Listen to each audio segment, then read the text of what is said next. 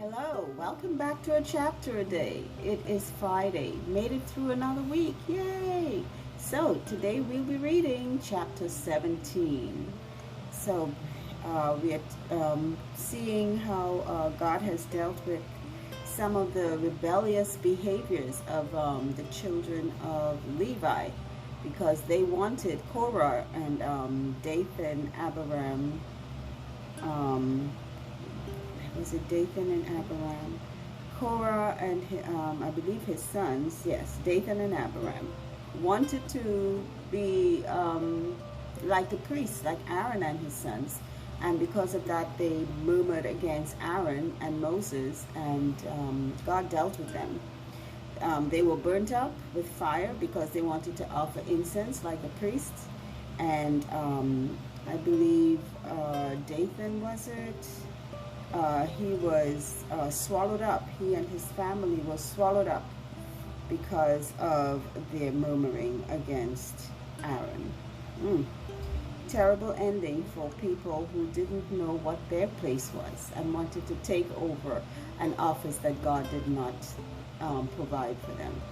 So, lesson to us today. Let us be thankful for where God has placed us, not complacent, but understanding what God, not trying to replace someone else, one of God's servants, but being fruitful where we are and doing what we can in our own sphere. So, chapter 17. And the Lord spake unto Moses, saying, Speak unto the children of Israel, and take of every one of them a rod according to the house of their fathers. Of all their princes, according to the house of their fathers, 12 rods.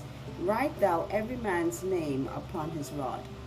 And thou shalt write Aaron's name upon the rod of Levi, for one rod shall be for the head of the house of their fathers. And thou shalt lay them up in the tabernacle of the congregation before the testimony where I will meet with you. And it shall come to pass that the man's rod, whom I shall choose, shall blossom, and I will make to cease from me the murmurings of the children of Israel, whereby they murmur against you. So once again, God has to show to the children of Israel who is in charge, literally. So now he has them, each tribe, one representative, bring a rod, just like we had Aaron's rod at the beginning when Moses and Aaron threw down their rods, and well, Aaron's rod became a serpent. God has to do this again with all of the tribes of Israel now. So one rod for each tribe. So God will show them who is his chosen person to officiate as in the office of the priest.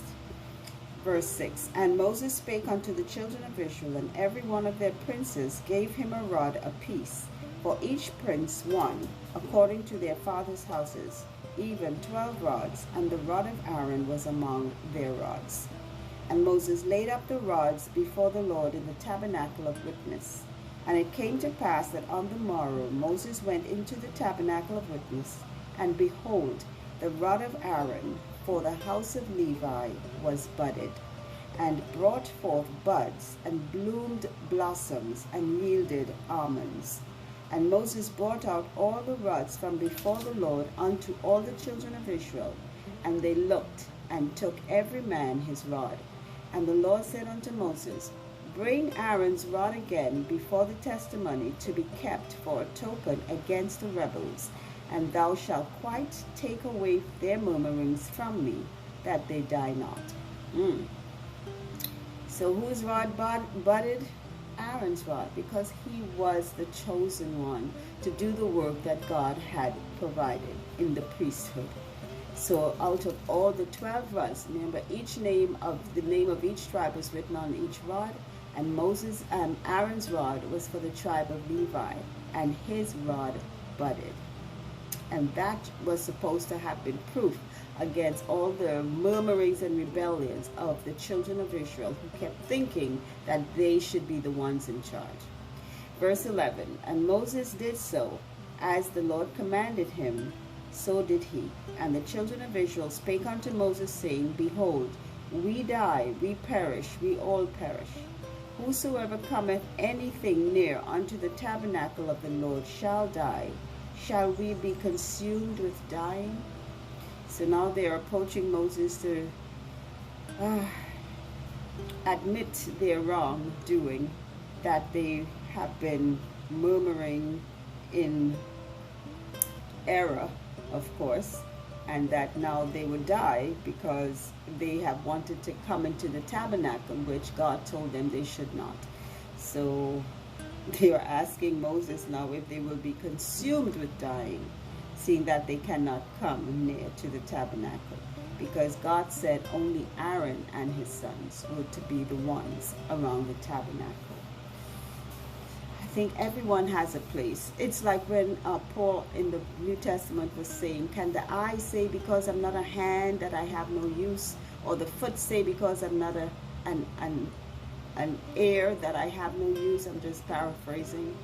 I mean, we all have a part. If you are an ear, you are still part of the body. You can't hear well without an ear.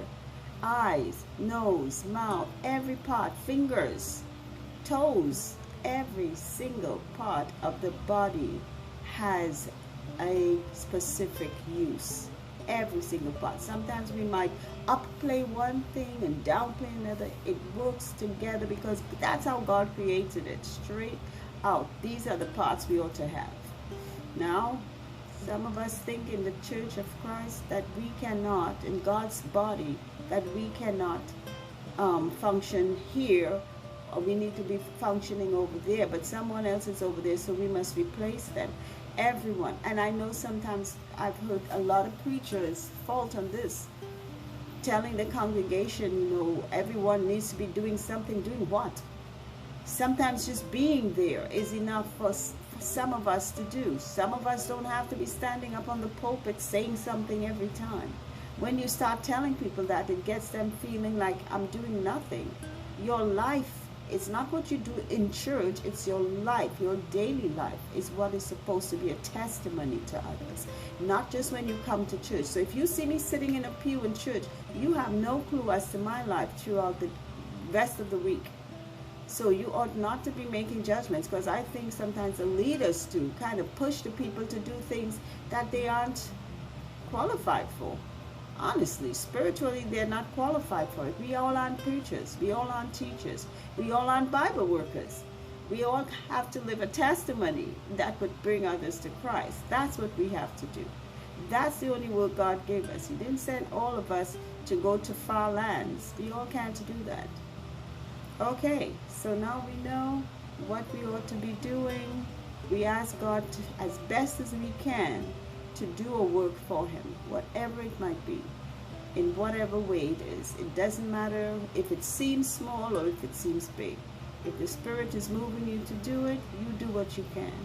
And that's what God requires of us. So, thank you all for listening. Thank you all for viewing once again. And until our next reading, faith comes by hearing God's word. Have a great day. Bye.